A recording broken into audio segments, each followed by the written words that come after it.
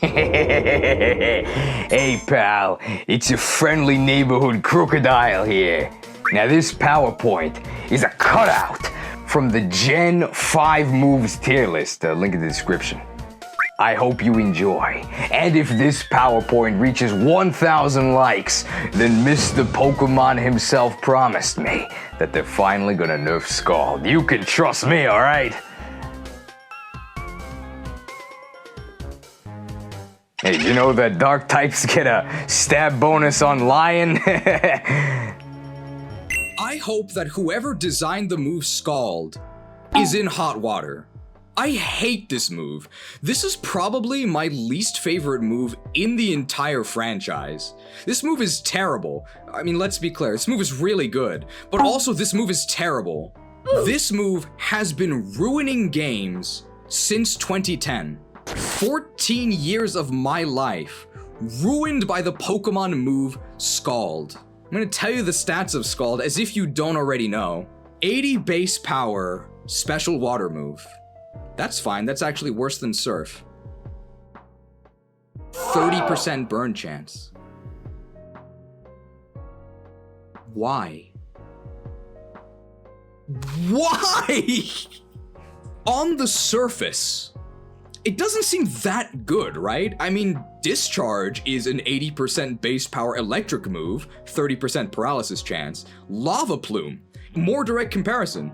80 base power special fire move, 30% burn chance. Nobody really cares about Discharge. Nobody really cares about Lava Plume. Why is Scald so awful? Couple issues. Let's talk about the counterplay to getting paralyzed in general. How do you avoid getting paralyzed? Paralysis is very strongly linked to the electric type, right? If you don't want to get paralyzed, you can either use electric types yourself, who cannot be paralyzed, or ground types. Ground types, they technically can be paralyzed, but they dodge all electric moves, including Discharge. How do you avoid burn? Fire types can't be burned. So fire types can freely switch into Lava Plume and not really risk anything, not to mention the fact that pretty much no Pokemon actually get Lava Plume. How do you dodge a burn from Scald? Well, if you don't want Scald to burn you, you should just switch into your fire Oh. Scald is a water type move. So it naturally counters the counterplay. Did water types need this move? Water was already one of the best types in the game, and yet they got Scald. I think one of the worst parts about Scald, design-wise, is that there's basically no opportunity cost to using this.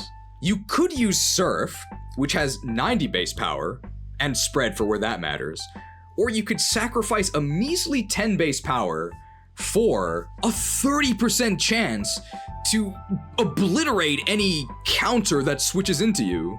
The only good news about Scald is that people pay you $10 when you talk about it. We need more gold. Thank you to Perilous Paradigm for the $10 microtransaction. Apparently we're getting out of Edgewater, New Jersey with this move, Hot Sauna Action 30% burn. I'm not sure what that means, but as long as you agree that Scald sucks. What else did I want to say about Scald? There's a lot. Remember that back in the day, we didn't get simultaneous worldwide releases. We were drip-fed moves and translations from the Japanese version. When people described Scald, we could not believe it. This move was so obviously broken, we thought it was a mistake. Let this be a lesson. You can't trust everything you read on the internet. I guarantee you, okay, if you speak Japanese, that is a good joke, okay? Netto means Scald, or hot water. Scald is also just the worst type of RNG. 30% burn chance is low enough that oftentimes it is the correct play to switch your Pokemon in and risk the burn. However, 30% chance is also high enough that 2 Scalds on average is 51% burn chance. If you get Scalded twice and don't get burned, you're actually lucky. The burn chance is low enough that it still feels awful when you get burned, and you're gonna get burned a lot. You know what they say, when you play with water, you get burned. Oh, that's not what they say? Then why is this a water type move that can burn you? Scald just feels like absolute ass to both play with and against. You switch into Scald, you get burned, you feel terrible. You throw out a Scald, you burn the opponent. Are you proud of yourself?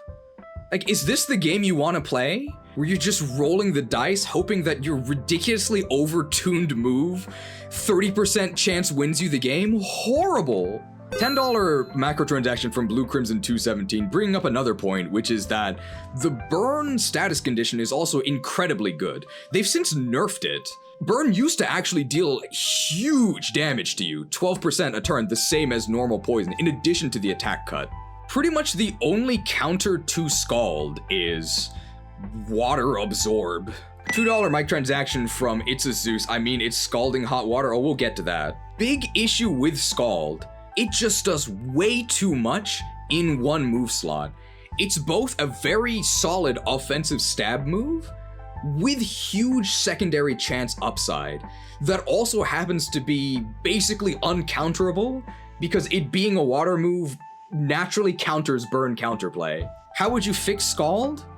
Well, my suggestion would be to just delete it from the game, which is apparently what Game Freak did for a short while. And then they tried to sell it back to you because, hey, they know this move's really good. Obvious fixes to Scald: reduce the burn chance. If this was a 10 or 15% burn chance, that would make a lot more sense. It would also be much more in line with literal fire moves that can burn you. You could also reduce the base power of it. It doesn't have to be non-damaging, but I think 40 or even 50 would be pretty reasonable.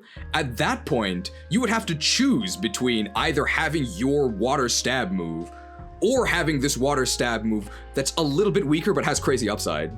A zanier fix would be make fire types either immune or even heal from it. Fire types love hot things, right? If you have fire types somehow able to ignore Scald, then you keep the counterplay against burn, right, using your fire type. And that also means that Scald now actually asks really interesting team building questions. Your water type could run this super good stab move that can potentially burn, but if you do that, you are now making yourself vulnerable to a type that you theoretically should counter.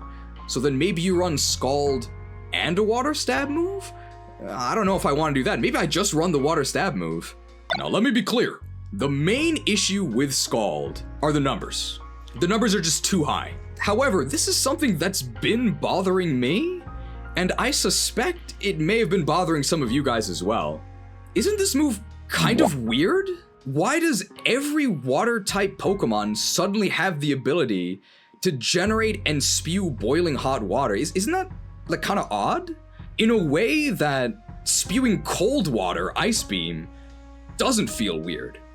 I'm not crazy, right? You also sort of feel this? I suspect that you do. To that end, I'd like to present to you guys today a PowerPoint about Scald. By me. So first off, before we begin our presentation, just a little bit about myself. My name is Crocodile. I've been a games consultant since 2010. I used to be more on the field, actually doing, the fighting myself, but it turns out if you go around, killing people for money, some other people get mad, so I backed out of that business. And I was able to parlay my experience on the ground into more of a consultant role. So now I actually operate my own consultant company. It's called Sweep Baby Inc. I'm a huge advocate for more DIE in games. That's Damage, Intimidate, and Earthquake. I think that gamers nowadays are way too hesitant about just attacking and killing their opponents. So I'm always on the side of more DIE in games. I've been a consultant on some major releases. You may have heard of Concord, $400 million budget. And actually, I was the motion capture base for their flagship character, Lennox. You can see we both share some very reptilian features. I think they captured my likeness quite well. All right! I've also been consulted for the upcoming Assassin's Creed game, Assassin's Creed Shadows. You can see here that I was actually in the Sengoku era, the Warring States period. That's me pictured with my old friend Masanori. We go way back. And I was, in fact, witness to a lot of Oda Nobunaga's antics. Ubisoft consulted with me concerning the historical veracity of Assassin's Creed Shadows. We came to a consensus, a concord you could say, and we created an experience that I think, in particular, Japanese audiences, they're gonna love it. Village. Not while I have breath in my lungs and a blade in my hand. I said kill him.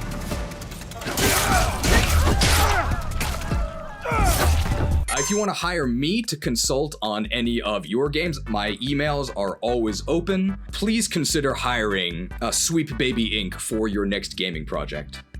And if you don't see the value of adding more DIE to your games, I would encourage you to just have a lemonade with your marketing team and just terrify them with the prospect of what'll happen if you don't get what you want. But enough about me. Let's talk more about Scald. Before we can talk about Scald itself, we need to talk about the concept of synergistic and antagonistic types. Now, this is something that we all understand. Some types get along really well, and some types don't. Question for the class, what types get along really well? First one I would imagine comes to mind for all of you. Rock and Ground, right? Rock and Ground pair together really well. To the point where in most fantasy genres, they're the same, right? Pokemon is the only franchise I know of that actually segregates rock and ground, instead of just calling it Earth. But almost every rock type can use ground moves. Almost every ground type can use rock moves. Another highly synergistic pairing,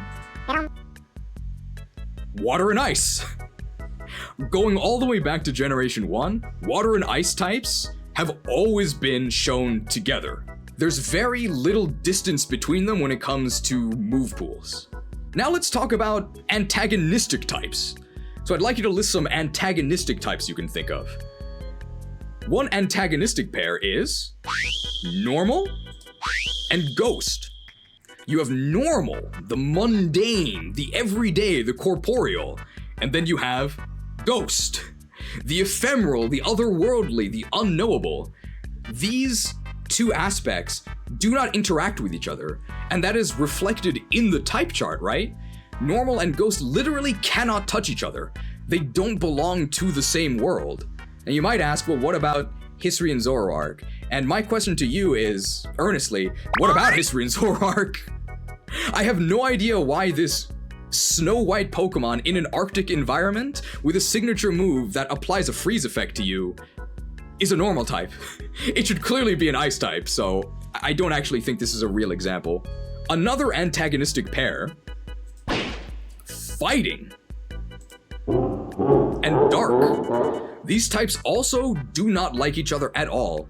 What is the Fighting type about? And this really started in Gen 5. The Fighting type is about the high road, right? It's about discipline. It's about fair fights, fighting your opponent head on, working for what you have. What is the Dark type about? It's about undercutting that. It's about cheating. It's about get rich quick, something I would know about. It's about doing whatever you can to gain an advantage. These types hate each other. And when you pair them together, either one of them is lost or there's a specific reason for it. So take a look at Scrafty. This is a dark fighting type, but it's basically just a dark type that kicks you. And what about another one, Pangoro? This is another fighting dark type, but it's really a fighting type that's been hanging out with some bad hombres, right? This has a lore reason to be a dark type. It's a Pancham that spent too much time around the wrong crowd and became a dark type itself. There's reasons for breaking the antagonism between these types. Now, I've sort of buried the lead here, right? Because when I asked you to think about antagonistic types, what's the first one you thought of? It's fire and water, right? Fire and water hate each other. Of all type pairings in the game, these do not cross ever. Inside you, there are two wolves. One is a water type, one is a fire type, apparently. Except they're not inside you because their fire and water do not mix. Anybody remember the plot of Gen 3? That was literally the story. Fire versus water. Fire and water type Pokemon hate each other. They do not interact. Their specific weathers directly nerf each other. And you might say, okay, well, what about Volcanion, right? That's a fire water type. Well, first of all, does Volcanion actually exist? I've never seen this thing. And secondly, this thing is so hideous, I would rather it didn't exist. I imagine most of you agree. Although this small by Lab Agent Ash looks really good. What water types learn fire moves? The only one I can think of is the Slowbro family, and it's really weird that it can. The only fire type I can think of that actually learns a water type move is Emboar from Gen 5. Funnily enough, the move that it learns is Scald. Octillery also has Flamethrower, but that makes sense because the entire theming of Octillery is that it's a tank, right?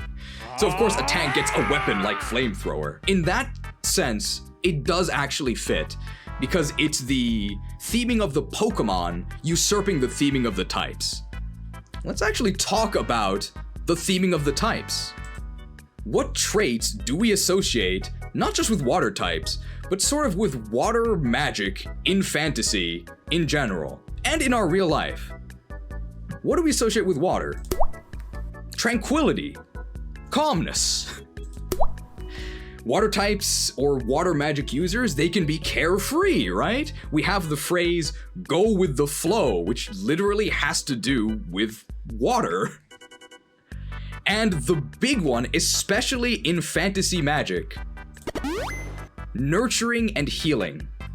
Water magic users are almost always depicted as able to use curative magic, right? It happens in Avatar, water benders can heal. Look at this bizarre open world game featuring some guy in like blue clothes. Maybe you guys played this game and remember the title. You get an ability called Mifa's Grace, a water elemental effect that revives you if you die. Golden Sun, Isaac will be appearing in Smash soon. Water Psi Energy users can heal. Water is very, very strongly associated with healing. We also see the healing theme of water carried over into Pokemon.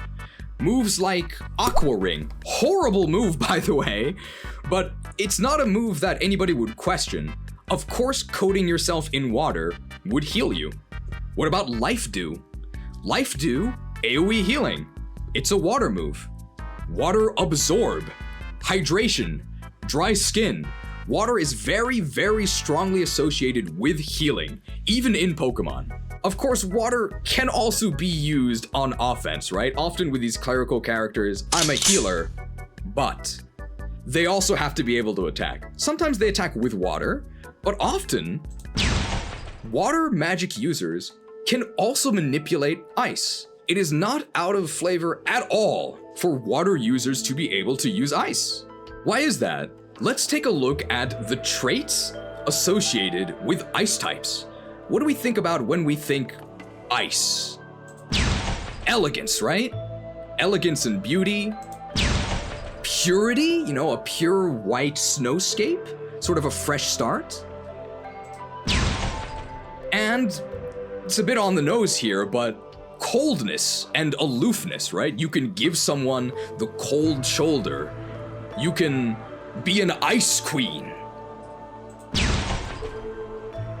There was a very strong tie between elegance and beauty and both water and ice, right? This character from Dota 2, literally called Crystal Maiden, right? There's the implication of purity there. You have this character from Conquest, Mitsuhide and Articuno, the ice-type user. Look how cool this guy is in every sense. Ubisoft consulted with me on this one, and I mean, Yasuke was there, he did his best, but in the end, he was just a guy with a sword. And what are you gonna do against Conquest Articuno? Actually pretty strong. And here we have the inspiration for Frostlass, which is the Yuki Onna, this sort of snow seductress. I want you to pay attention to these traits here: elegance, purity, coldness, aloofness. You'll notice a lot of these are sort of just extreme versions of the water type traits, right? Coldness and aloofness is calmness and being carefree taken to an extreme, right? You're too calm. You're too carefree, you don't care. There is this subconscious thematic link between water and ice, with ice as just a more extreme version of water. Water is ice, and ice is water. It's just dangerous water. Now let's take a look at fire types. What sort of traits and characteristics do we associate with fire in fantasy? Action and impulsiveness. The opposite of being calm and collected, right? Being rash, acting on passion. Rage, anger. And most importantly, destruction and death. What does fire do? It does one thing, it kills things. What does water do? It heals things. The contrast could not be more clear. World of Warcraft Warlocks, their destruction tree, focuses primarily on fire. Avatar: The Last Airbender, there's a reason why they cast the Fire Nation as the villains. Fire is about destruction. And you know, they learn later that there's positive sides to it, but what we infer when we see a bunch of fire is danger. Water and fire could not be more opposed to each other thematically. What happens if fire and water meet? Well, they destroy each other, right? They collide, you get steam, and then nothing. They do not mix. It almost never happens in the natural world, whereas we see snow all the time. That's just water in a cold form. When do we see hot water? Well, when we force it to happen. When we hold the water hostage and then introduce fire. When fire and water do meet in nature, in a controlled environment, people get completely obsessed with it, to the point where it's like a miracle, and you have to put it in every single anime and JRPG ever. Water and ice, naturally connected. Fire and water, naturally disconnected. So what are our conclusions? Big takeaway. Ice is water. Water is ice. Especially in fantasy magic. Often, but not always, those who can manipulate water can also manipulate ice, and vice versa. However, hot water is not water. Hot water is water and fire. Where there's steam, there's fire. You cannot have a water adept by themselves able to manipulate hot water. It's just not something that we understand fantasy water magic to be capable of. And that is my main point, that Scald violates our conception of fantasy water magic. It's just not something that we ever see, not just in Pokemon, but in fantasy media, where water is featured as an elemental type. Thank you for listening. All of this is why I feel that when a water type whips out an ice beam and kills your Garchomp, that is sort of what you would expect to happen. Of course they can do that. But when that same water type, for some reason, can spew a Scald at you and nail the 30% chance to burn you, on multiple levels, you think to yourself, man, Scald is bullshit. Anyway, thanks for listening to my TED Talk. Scald is really good, but I'd love if they just deleted it from the game again. Anyway, the takeaway from all of that, and I hope you found it convincing, was that I think that Scald is an immense flavor fail. It doesn't make any sense that almost every water type suddenly has the ability to use Scald. Scald should be a signature move. It should have a limited, purposeful distribution. Hopefully people agree. You're allowed to disagree. I've been on this for 30 minutes. I hate Scald. I don't think there's any, well, I would hope that after 30 minutes, we've said everything there is to say about Scald. Hold it! Hey, post-production imported cheese here again. Shoutouts to this viewer who tried to prove me wrong by citing Naruto's Boil Release. Boil Release being an incredibly rare and powerful ninjutsu only available to a certain bloodline of ninjas who have mastered both water and fire chakra. Hey. So by trying to prove me wrong, you only strengthened my argument. However, in the interest of fairness, I will now proceed to destroy my own argument because in Naruto, ice is also a combination power. However, in my defense, it is the very first combo power we see, probably because it's not that much of a leap for us to understand. For reasons I explained in my PowerPoint.